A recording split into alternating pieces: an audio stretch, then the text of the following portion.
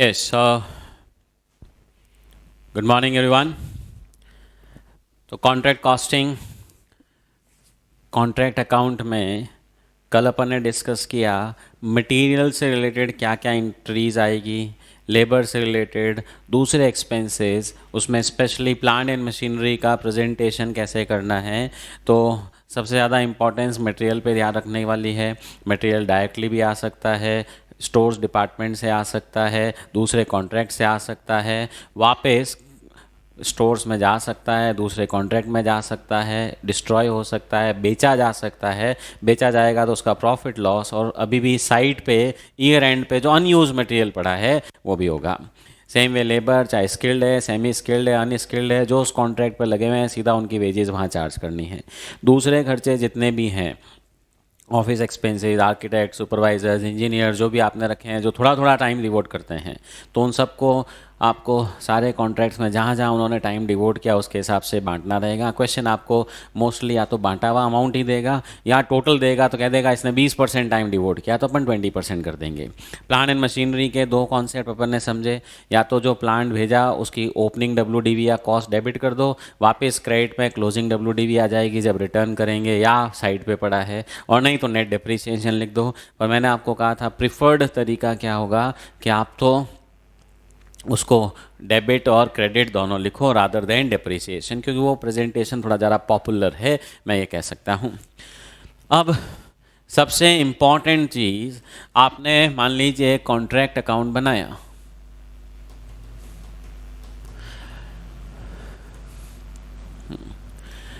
इसमें material debit कर दिया, लेबर डेबिट कर दिए, एक्सपेंसेस डेबिट कर दिया, प्लांट एंड मशीनरी डेबिट कर दिया, वापस मटेरियल जो साइट पे पड़ा है वो क्रेडिट कर दिया, प्लांट की क्लोजिंग WDV आपने वापस से क्रेडिट कर दी, कोई रिटर्न विटर्न है वो सब भी लिख दिए। वहाँ तक तो सब बात बराबर है।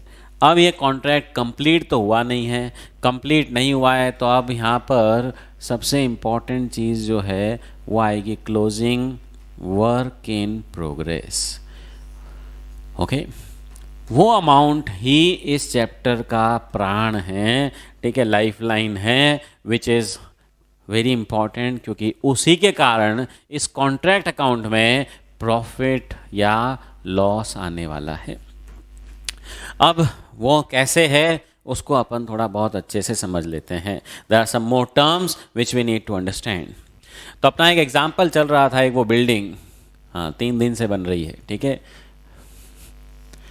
फ्लोर 1 2 3, लिया कितने में, 100 lakhs में। ओके, ना मान लीजिए ईयर 1 में फर्स्ट फ्लोर का आप कहेंगे हमने करीब करीब काम कंप्लीट कर दिया, और इसमें हमारी कॉस्ट जो आई है वो 30 लाख रुपीज़ की आई। ओके, 30 lakhs कैसे कि मटेरियल हमने 25 लाख रुपए का भेजा, 5 लाख का मटेरियल तो अभी भी वहीं पड़ा है, मतलब नेट देखा जाए 20 लाख का मटेरियल लगा, 6 लाख का लेबर हुआ, 3 लाख का एक्सपेंसेस हुआ, ठीक है, और 2 लाख का प्लांट हमने भेजा, उसमें से अभी भी प्लांट 1 लाख की वैल्यू का साइड पे पड़ा है। हो गया भाई, आप कहेंगे ओके, अगर मैं बैलेंसिंग फिगर निकालूं तो ऑब्वियसली आप कहेंगे देखिए मटेरियल 25 का भेजा, 5 का अभी भी पड़ा है, मतलब मटेरियल यूज़ कितना हुआ, 20 लाख का, labour cost 6 lakh, expenses 3 lakh, plant 2 lakh का भेजा, अब उसकी WDV 1 लाख है, मतलब नेट डिप्रिसिएशन कितना हुआ, 1 lakh, total cost till date is 30। तो अगर मैं क्लोजिंग वर्क इन प्रोग्रेस ये कह दूं 30 लाख है, कोई गलत नहीं कि अभी तक की कॉस्ट टिल डेट, स्टॉक का वैल्यूएशन कॉस्ट पे होता है, कॉस्ट पे आ जाएगा। बट अब इस कॉन्ट्रैक्ट का कॉन्सेप्ट क्या होता है, तो समझिए, जब भी कॉन्ट्रैक्टर और कॉन्ट्रैक्टी बैठ के एग्रीमेंट करेंगे तो they will decide on various terms and conditions.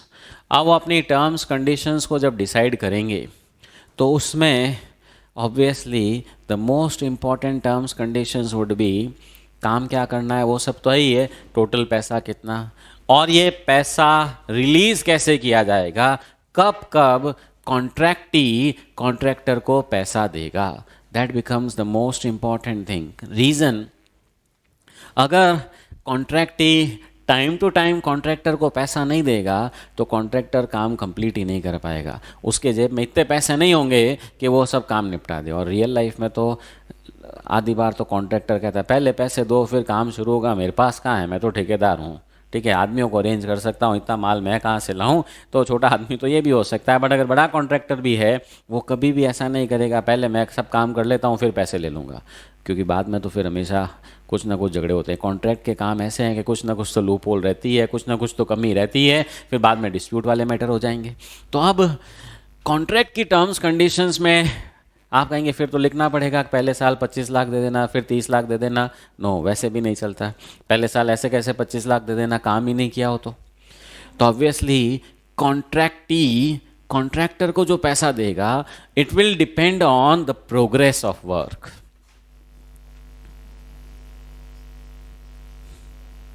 कि भाई आप जैसे जैसे काम करोगे हम उसके हिसाब से क्या करते जाएंगे, पैसे रिलीज करते जाएंगे।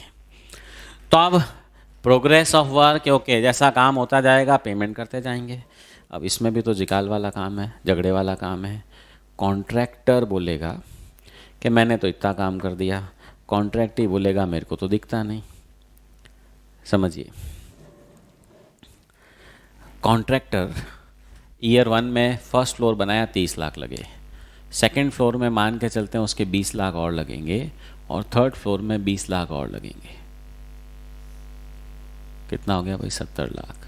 पैसे कितने लेने हैं, 100 लैक्स, यानी प्रॉफिट कितना होएगा, 30 लाख। ओके, अब फर्स्ट ईयर कंप्लीट हुआ, फर्स्ट फ्लोर रेडी, और कॉन्ट्रैक्टर कह रहा है साहब, हाँ, कितने पैसे लगे वो कॉन्ट्रैक्टर कॉन्ट्रैक्टी को बताएगा नहीं, कि अगर सब आप अपनी पूरी पिक्चर खोल दोगे उसके सामने तब तो वो 100 लैक्स देने में आना का नहीं करेगा। कितना कोई प्रॉफिट कमा सकते हो, क्या 2-4 लाख 5 लाख रुपया ऊपर ले ले, ठीक है। कॉन्ट्रैक्टर कभी भी अपनी कॉस्ट उसको डिस्क्लोज नहीं करेगा, रोता रहेगा बहुत पैसे लग गए साहब, मेरा तो 50 लाख लग गए, 60 लाख लग गए, घाटा हो रहा है, आप तो पैसे बांटो।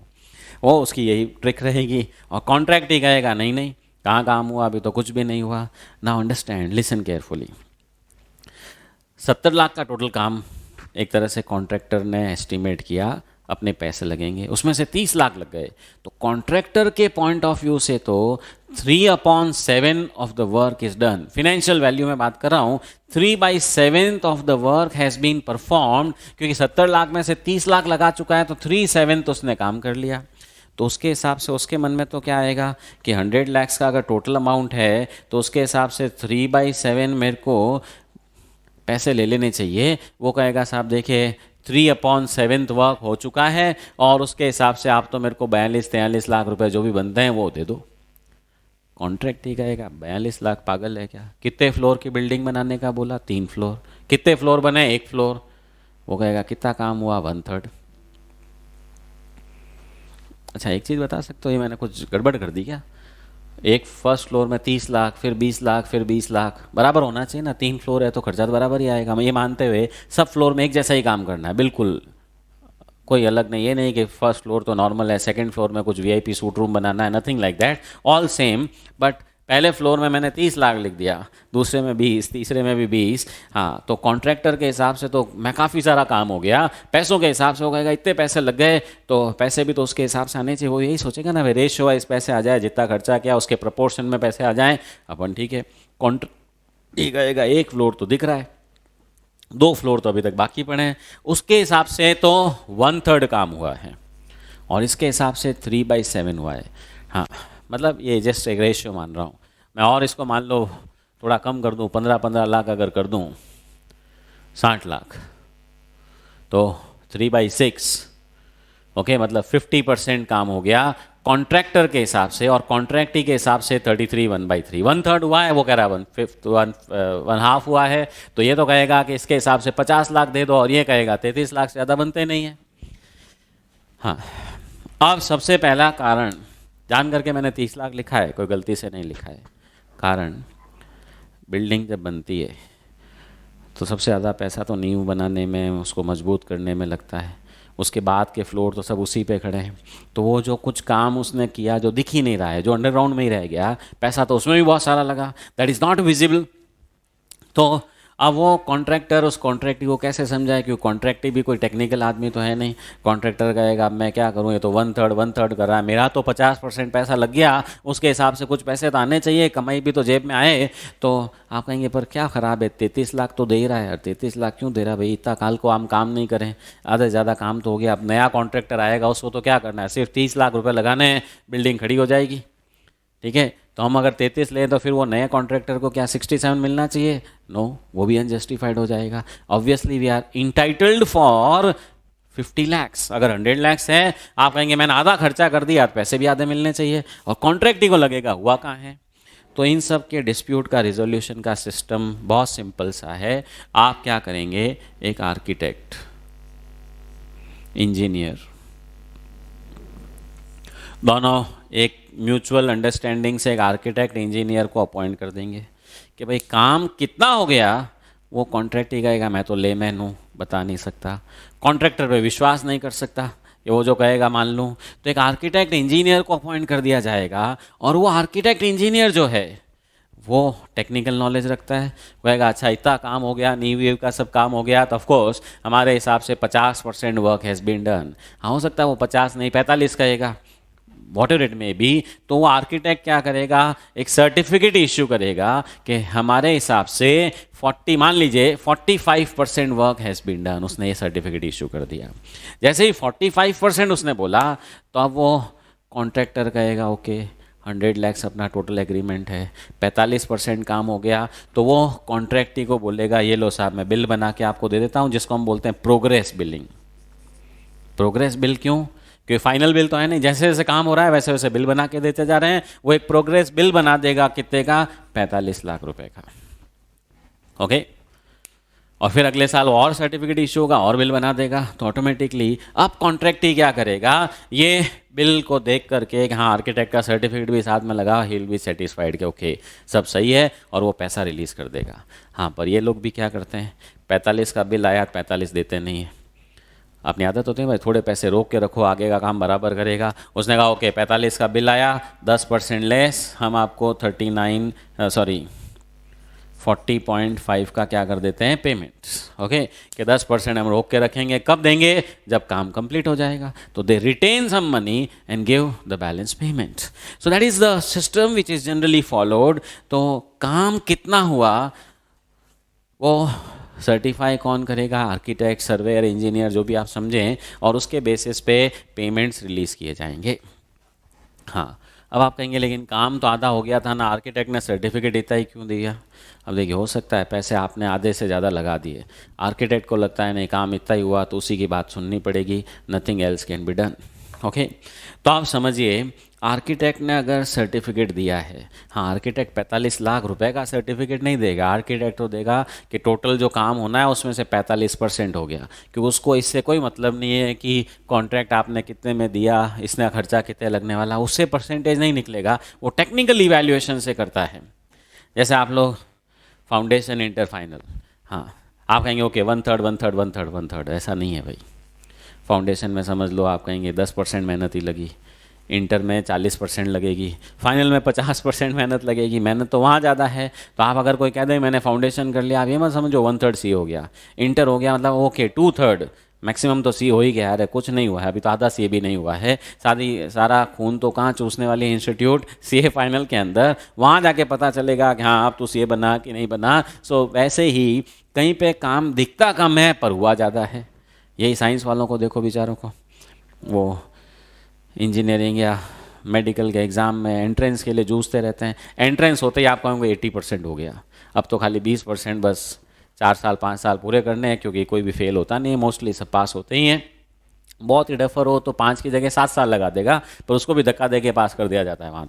तो समझिए वहाँ पर तो आप कहेंगे परसेंटेज कंप्लीशन वो बस अंदर जाते ही हो जाता है, और यहाँ पर लास्ट में बाहर नहीं निकलता जब तक कुछ फील ही नहीं होता कुछ कंप्लीशन हुआ। So that is what is the concept of certifying the value of work which has been done. तो ईयर एंड में क्लोजिंग वर्क इन प्रोग्रेस का हम जब वैल्यूएशन करेंगे तो हम कहेंगे कि ये जो क्लोजिंग वर्क इन प्रोग्रेस है, इसमें जो सर्टिफिकेट हमको मिला है सर्टिफाइड, उसका वैल्यूएशन कॉस्ट पे नहीं करके हम कह सकते हैं कि सेलिंग प्राइस पे कॉन्ट्रैक्ट प्राइस पे किया जाता है। 100 लाख का 45% 45 लाख। जैसे ही 45 लाख पे किया, हाँ पैसा कितना लगा था भाई 30 लाख, ये कितना लिखा 45 लाख, प्रॉफिट कितना आएगा 15 लाख। कारण 30 लाख का हमने खर्चा किया, आर्किटेक्ट ने कह दिया 45% का मतलब 45 लाख रुपए, तो ऑब्वियसली 45 लाख क्यों हुआ, क्यों 100 लाख का 45%। आप कहेंगे ओके 15 लाख का प्रॉफिट। आप कहेंगे लेकिन 50 लाख होना चाहिए ना, वो मन में रखो। हाँ दूसरा आएगा, पैसे तो 40 लाख 50,000 ही दिए ना, तो यहाँ 40 लाख 50,000 लिखना चाहिए। 11-12 से आपने जितने भी ट्रेडिंग पेनल अकाउंट बनाए, सेल की 10 लाख, डेटर ने उसमें से 2 लाख नहीं दिए, 8 लाख रुपए ही मिले हैं, तो सेल्स 8 लाख लिखते हैं कि 10 लाख। कॉन्सेप्ट क्या लगता है, एक्रूवल। तो ड्यू तो हो ही गया, पैसा भले ही बाद में देगा उसकी चिंता नहीं है। तो जितने का सर्टिफिकेट इश्यू हो गया, आप मान लो सर्टिफिकेट पे वैल्यू लिख दी यहाँ से 45 लाख, हो सकता है कॉन्ट्रैक्टिंग ने आर्किटेक्ट को कह दिया देखो भाई टोटल 100 लाख का काम है, आप जब सर्टिफिकेट बना के दो सिर्फ परसेंटेज में नहीं वैल्यू में ही दे देना, ठीक है। आर्किटेक्ट कह रहा okay 45% work that is 45 lakh is certified by us, ठप्पा लगा दिया ठक, ओके। तो इसका मतलब वो कॉन्ट्रैक्टर के लिए सेल वैल्यू हो गई। और देखिए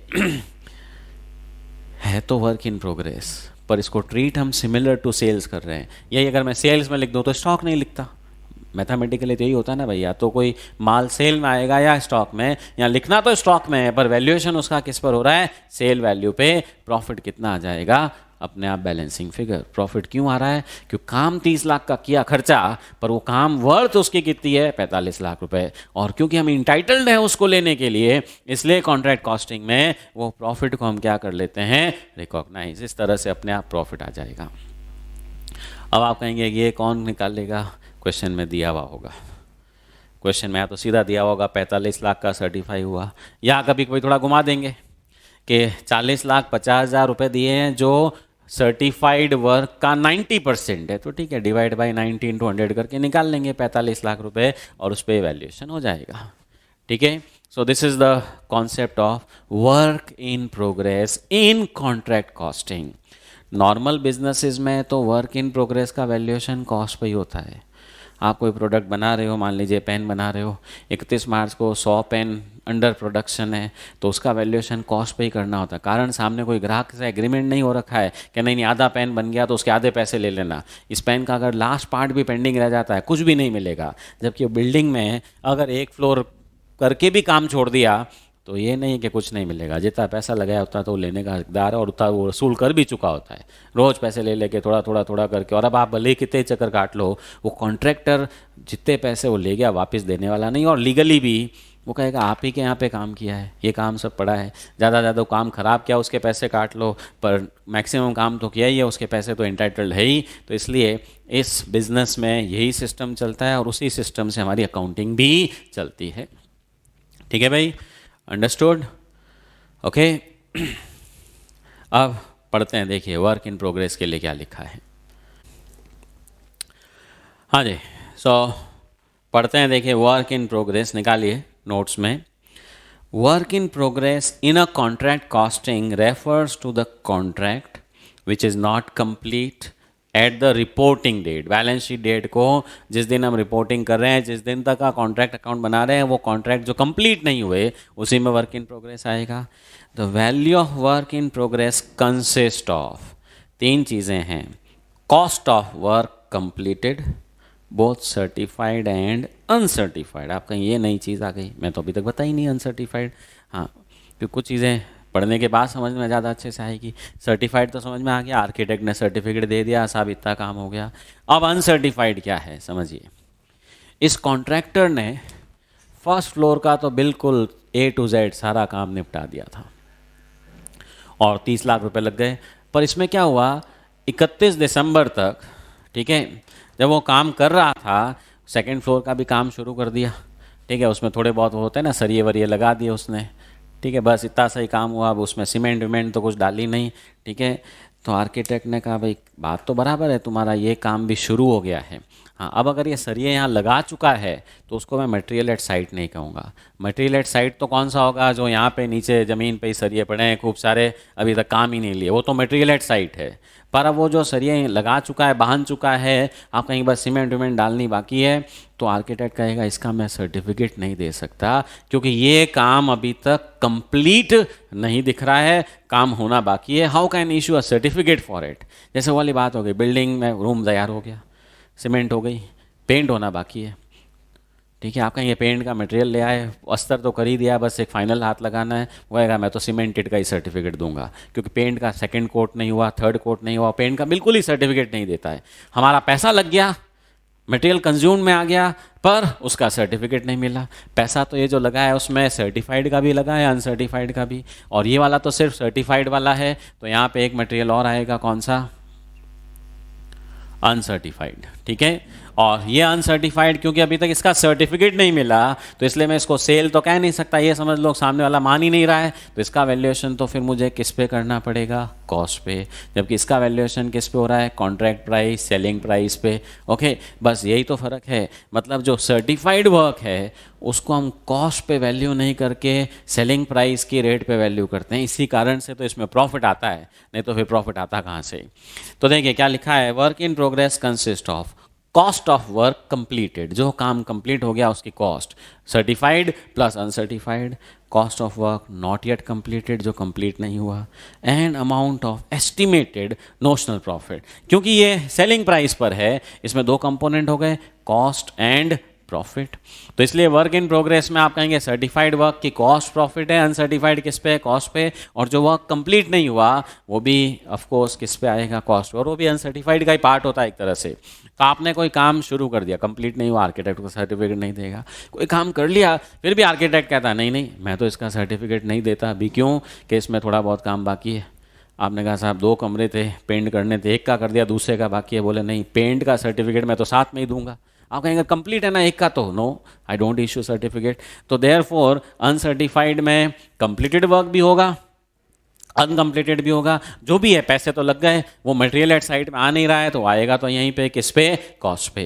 तो आपने तो ब्रॉडली 2 चीज़ें याद रखनी है, एक सर्टिफाइड, अनसर्टिफाइड। अनसर्टिफाइड किस पे होगा, कॉस्ट पे। अच्छा, चिंता करने की ज़रूरत नहीं है, आज इस साल सर्टिफिकेट नहीं दिया, अगले साल तो उस पर देगा ही, तो अगले साल ऑटोमेटिकली देखिए, ये अभी तक तो सिर्फ पहले साल का कॉन्ट्रैक्ट अकाउंट है, अगले साल क्या होगा, ये सब चीज़ें ओपनिंग बैलेंस में आएगी, और वापस यहाँ पे ये जो अनसर्टिफाइड इधर कॉस्ट पे था, वो अगले साल सर्टिफाई होगा तो इधर वापस किस पे आ जाएगा, सेलिंग प्राइस पे, और ऑटोमेटिकली उसका भी प्रॉफिट उसके अंदर इंक्लूड हो जाएगा। पर वो इस साल का प्रॉफिट नहीं होगा, वो फिर कब का होगा, नेक्स्ट ईयर का।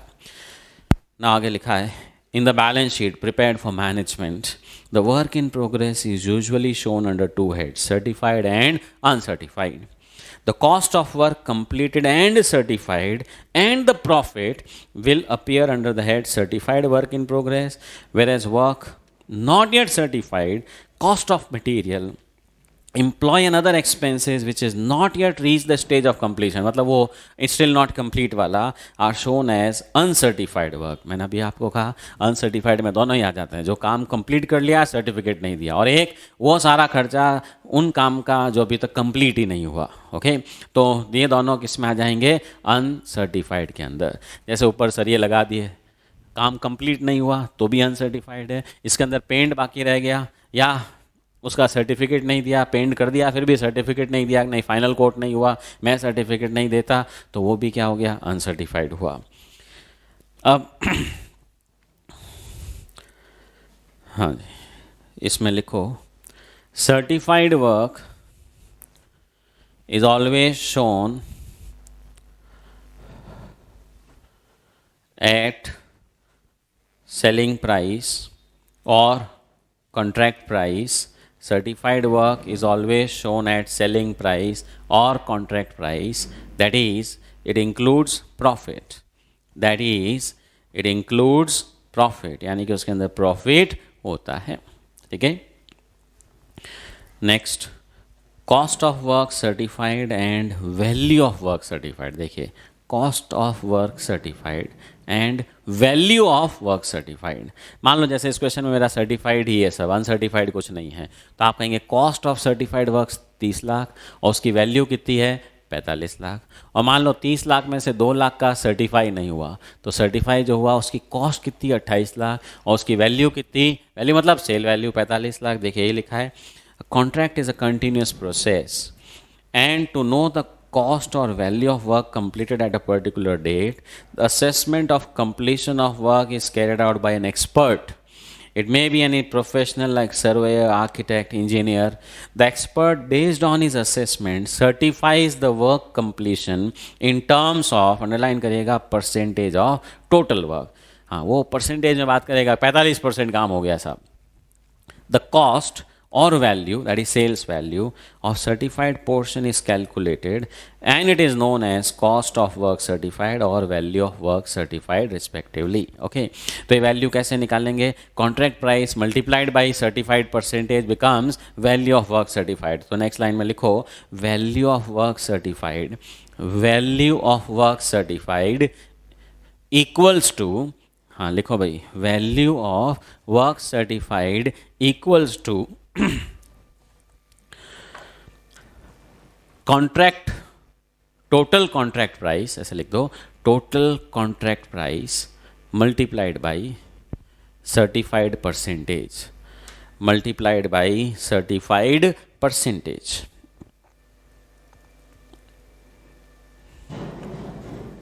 ठीक है. नेक्स्ट क्या लिखा है, ding cost of work uncertified. हाँ, आप कहीं जगह थोड़ी ज़्यादा बची हुई, रहने दो भाई, बाद में भी कुछ ऐड करवा सकता हूँ मैं.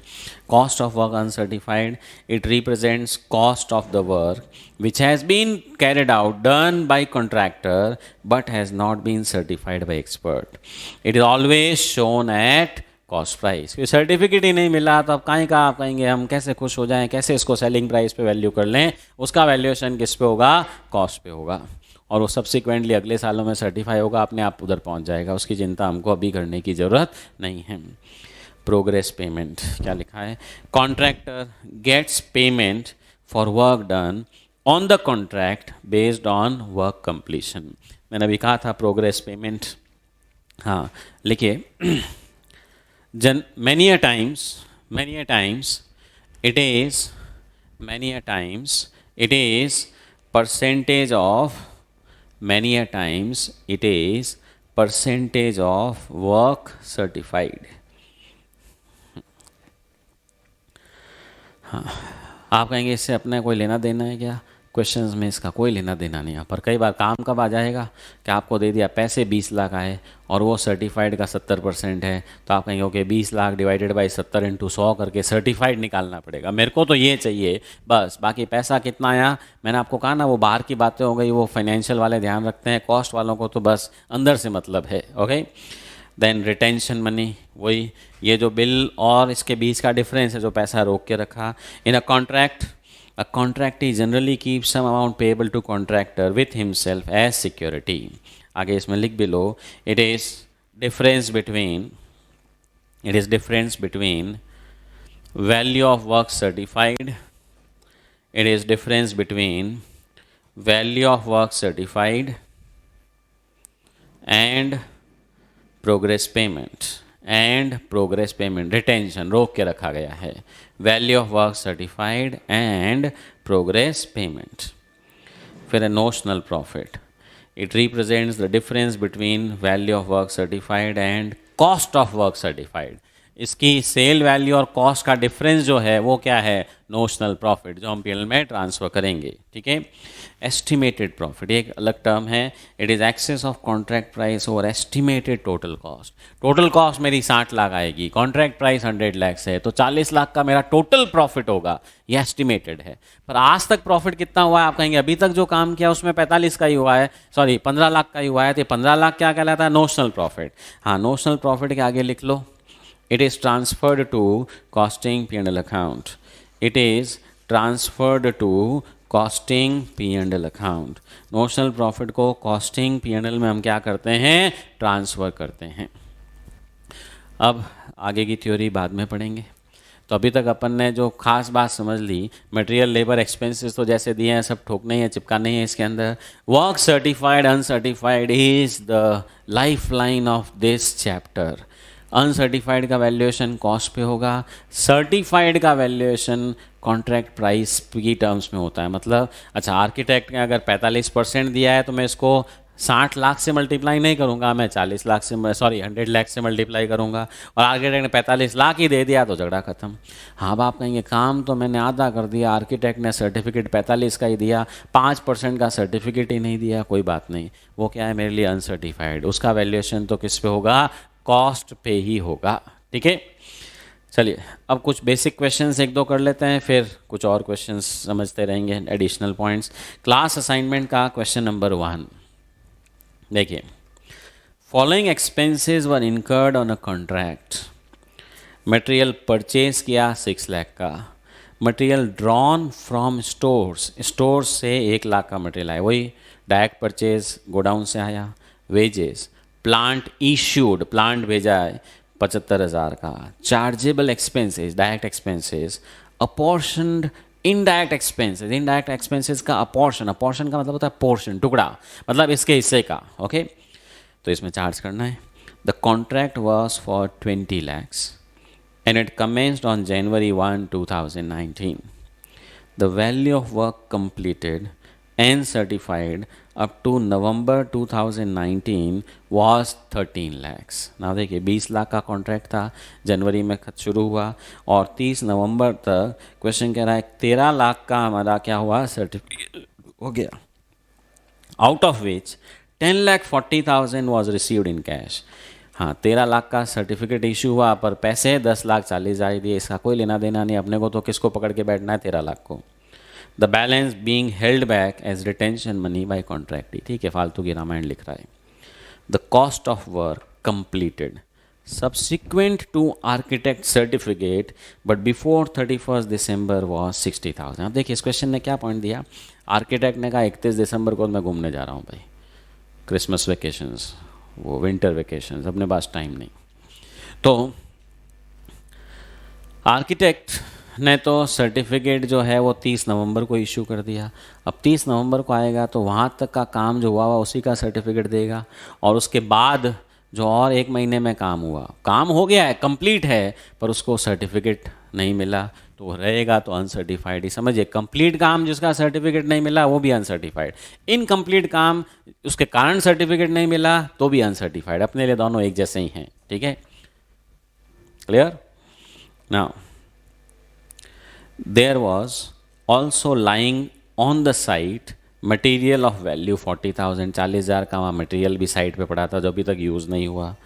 It was estimated value of plant as at 31st December 19 was 30,000। वो जो 75,000 का कितना प्लांट भेजा, अब उसकी वैल्यू कितनी रह गई है, क्वेश्चन कह रहा है 30,000, तो प्लांट इशूड आ जाएगा और प्लांट एट साइट आ जाएगा।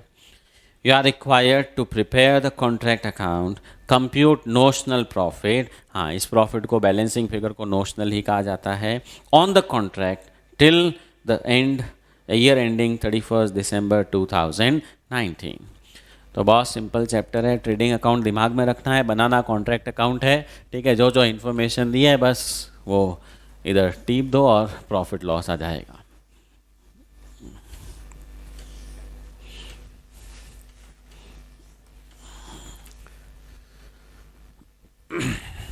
यस, सो बनाइए भाई, शुरू करिए साथ साथ। Contract account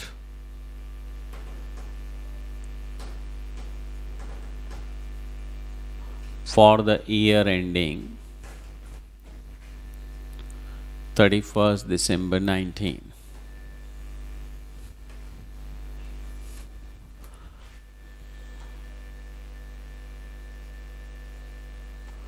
particulars, amount in rupees, particulars,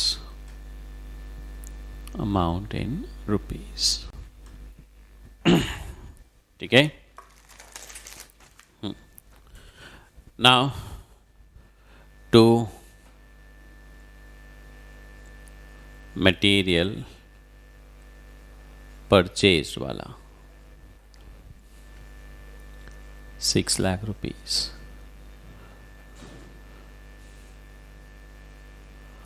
to material issued 1,00,000 rupees. मतलब बिल्कुल आसान चैप्टर है, एकदम बोरिंग भी कह सकता हूँ मैं तो। बस कॉपी पेस्ट करो और कुछ नहीं, ज़्यादा ज़्यादा थोड़ा बहुत कैलकुलेटर से खेल लो, आधा अधूरा पाव करना है तो wages.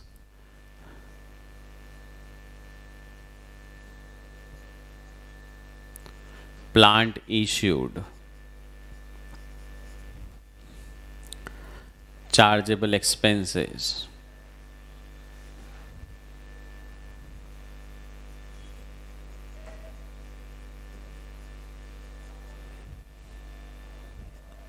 $75,000। Apportion of indirect expenses,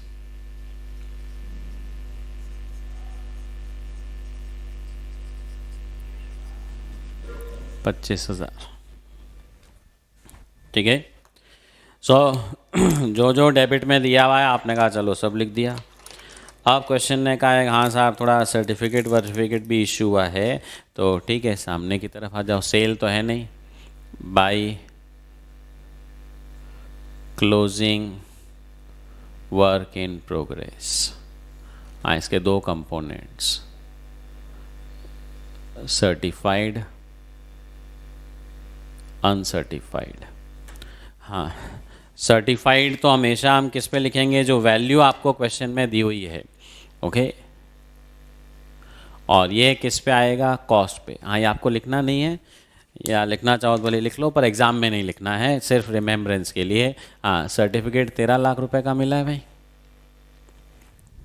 और अनसर्टिफाइड क्वेश्चन ने आपको दे रखा है कि थर्ड लास्ट कॉलम हेडिंग में सेंटेंस के अंदर 60,000 रुपये का काम 31 दिसंबर का हुआ जिसका सर्टिफिकेट नहीं मिला। कोई दिक्कत नहीं। हाँ इसके अलावा भी ये सिर्फ वर्क इन प्रोग्रेस का स्टॉक ही नहीं, रॉ मटेरियल का भी तो है। By material at site. हाँ रॉ मटेरियल क्वेश्चन कह रहा है 40,000 का अभी भी पड़ा है, तो समझिए ये तो मटेरियल जो भेजा वो है, उसमें से जो बच गया इधर लिख दिया, तो डिफरेंस अपने आप कंज्यूम वाला आ गया। By plant at site. हाँ अब जो वैल्यू बची है वो लिखनी है। क्वेश्चन ने कहा अब उसका वैल्यूएशन 30,000 रुपये रह गया, तो देखिए भेजा जब 75 का था, आज वैल्यू 30 है, मतलब डेप्रीसिएशन इनडायरेक्टली 45 हो गया। इधर 75 लिख के इधर 30 लिखने का मतलब नेट लिखा तो 45 ही है। हाँ और कुछ नहीं। आप कहेंगे पैसे आए उसका क्या करना है, कुछ नहीं, वो फिनेंशियल वाले हैंडल करते रहेंगे।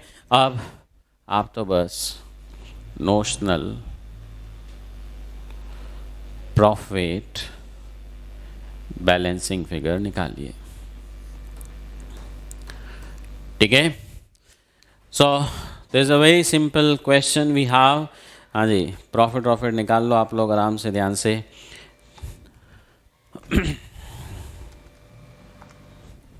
हाँ ये कितना है भाई, 14,30,000, 13,60,000, 40, 14,30,000 रुपये माइनस, हाँ जी जो भी मटेरियल है वेजेस है सब खर्चे माइनस करो।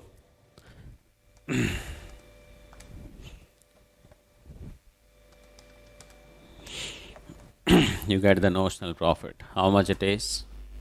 3,30,000। तो देखिए कॉस्टिंग में कहने के लिए कॉन्ट्रैक्ट अकाउंट है, लेजर अकाउंट है, पर जिसको बनाते हैं ये सब चीज़ें लिखते वक्त आपको एकदम ट्रेडिंग अकाउंट की फीलिंग आएगी। बस नई चीज़ तो सिर्फ ये वाली लाया हूँ मैं, और कुछ भी नहीं है। हाँ बस खर्चे अब जैसे जैसे दिए आप कहेंगे वैसे वैसे अपने को क्या करने हैं, लिखने होंगे। ठीक है, हो गया भाई कंप्लीट। बस कॉस्टिंग में ऐसा ही है, छोटे छोटे क्वेश्चंस होते हैं, 5 number 7 number and it's all done. Okay, अरे बिल्कुल आसान सब्जेक्ट है जी। सब्जेक्ट का नाम जरूर लंबा है, क्वेश्चन छोटे हैं।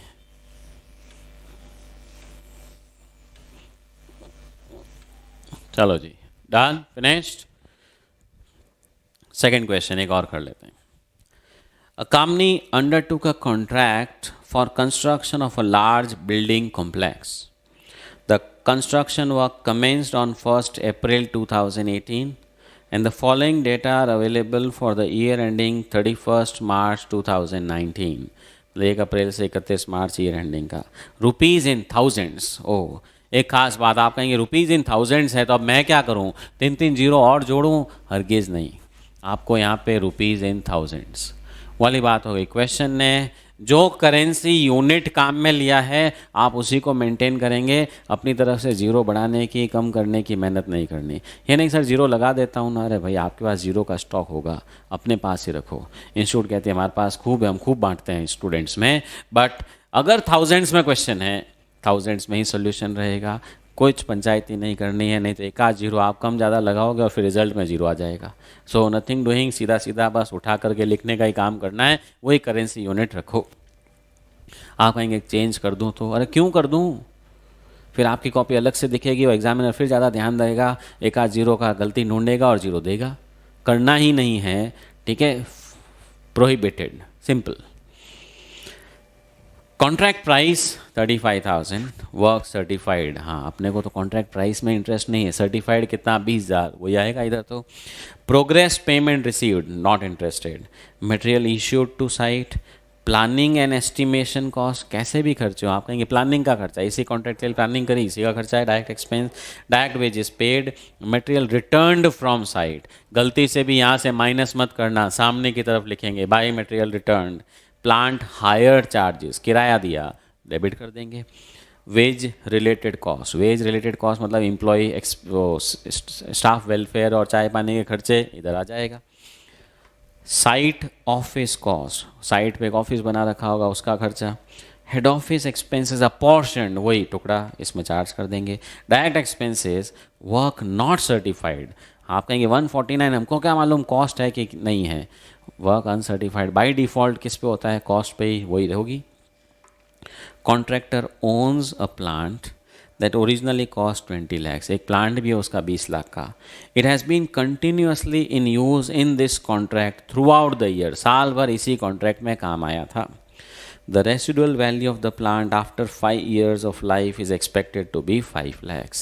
हाँ, 5 साल के बाद इसकी रेसिडुअल वैल्यू कितनी होगी, 5 लाख, और इस कॉन्ट्रैक्ट में पूरे साल भर यूज़ आया है।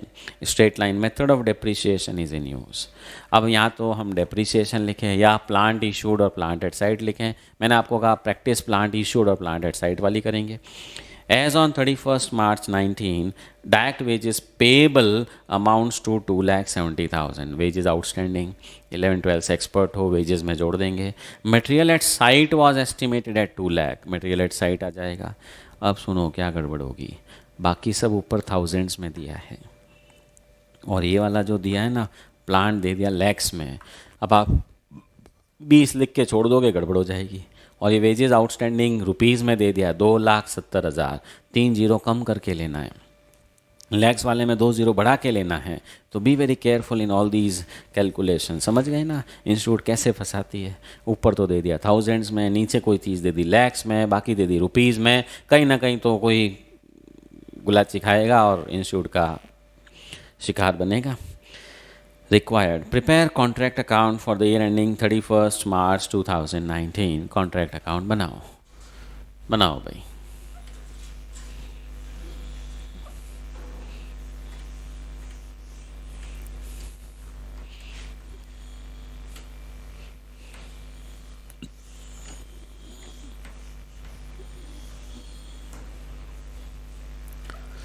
हाँ भाई, बोर्ड का तो अब ये फ़ायदा ही मेरे को। हाँ, आप लोगों को तो लिखना ही पड़ेगा, और नहीं तो एक काम करो, नर्सरी में वो ले जाते हैं ना स्लेट, वो ले आओ, मिटा मिटा के लिखते रहना। नोटबुक में तो अलग अलग पेज भरने ही पड़ेंगे भाई, अब आपके मेहनत के दिन हैं, करो। So contract account for the year ending 31st March 2019, rupees in thousands. Contract price से मतलब नहीं, वर्क सर्टिफाइड, आप कहेंगे सीधा वर्क सर्टिफाइड दे दिया, बाद में लिखेंगे भाई, प्रोग्रेस पेमेंट बाद में लिखेंगे। टू मटेरियल इशूड, हाँ मटेरियल कितने का इशू है भाई, 7,500 रुपये ना, थोड़ा देख लेना भाई, मेरे से थोड़ा ऊपर नीचे भी पढ़ सकता हूँ। प्लानिंग एंड एस्टिमेटिंग कॉस्ट,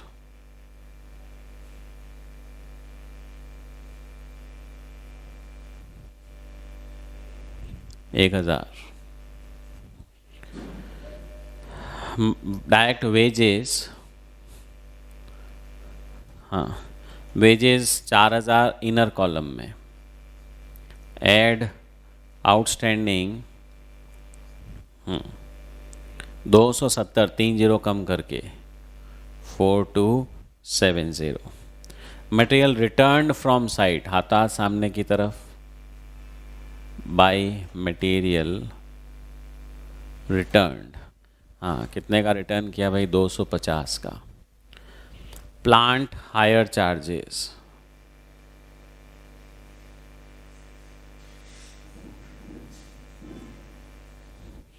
कितने का किराया दिया भाई, 1750।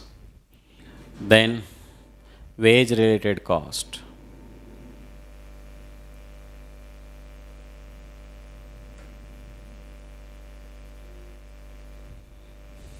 ₹500।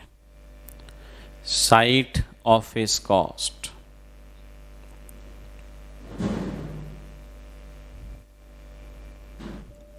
$678।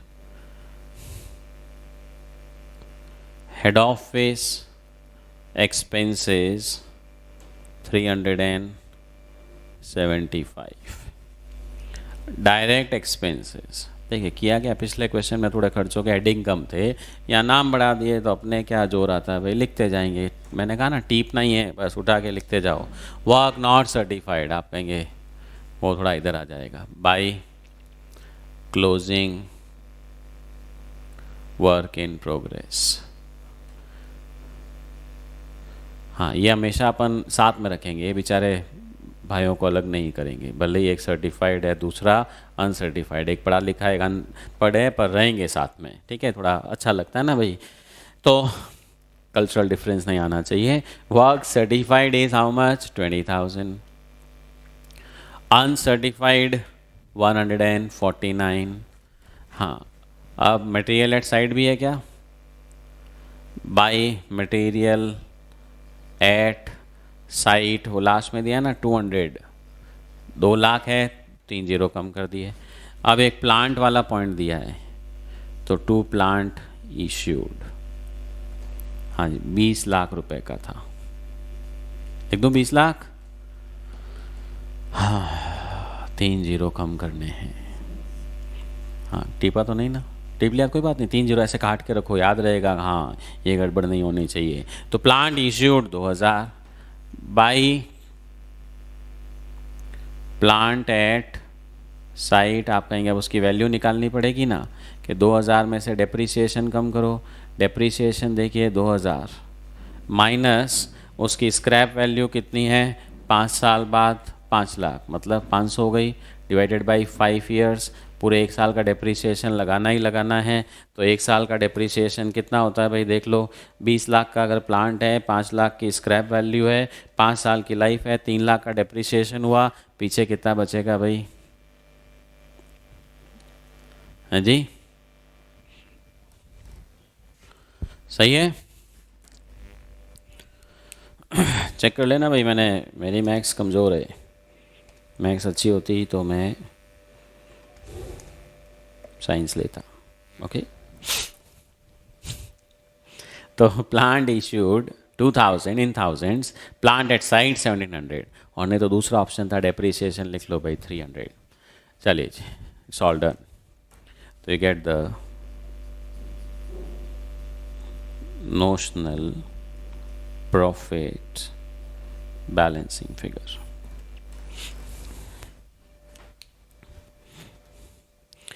हाँ भाई कर लो, अब आप लोग पहले कॉपी पेस्ट कर लो, फिर जोड़ लगा लेना।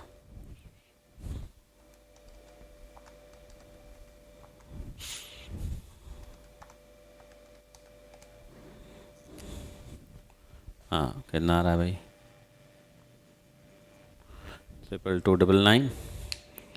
हाँ चेक कर लेना भाई, कोई गड़बड़ नहीं हो।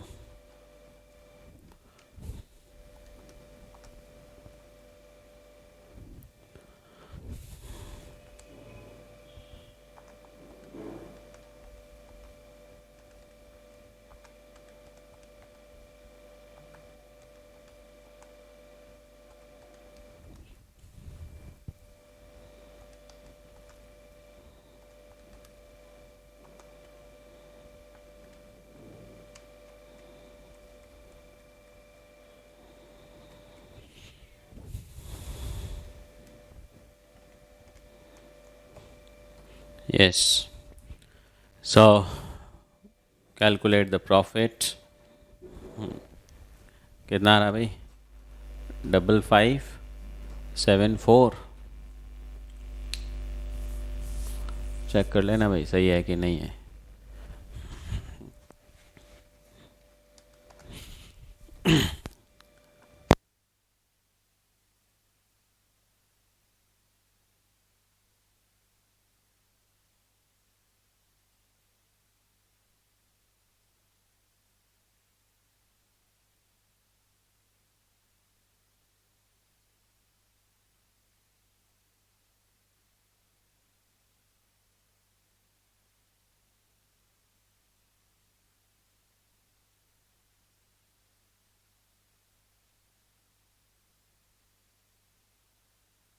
क्या हुआ? क्या 3335? अच्छा, ये 2000 नहीं लिया, 33, ये लो भाई 3324, लो पूरा ही चेंज हो गया। चेक कर लो भाई, चेक कर लो, सब अपना अपना यंत्र काम में लें, कैलकुलेटर। हाँ, ये नहीं कि अभी तो दूसरे कैलकुलेशन कर लेंगे, मैं क्यों करूँ? ठीक है, एग्ज़ाम में भी खुद को ही करनी पड़ेगी। So have a practice of calculator also, do the calculations on your own. ठीक है, चलो भाई, अब आगे।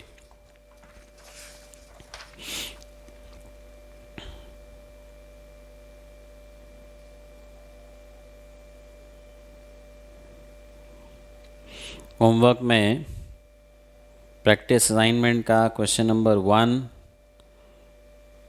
लिख लीजिए और एक क्वेश्चन नंबर 2 लिख लीजिए। ठीक है, बाकी फिर अपन कल कंटिन्यू करेंगे। ठीक है।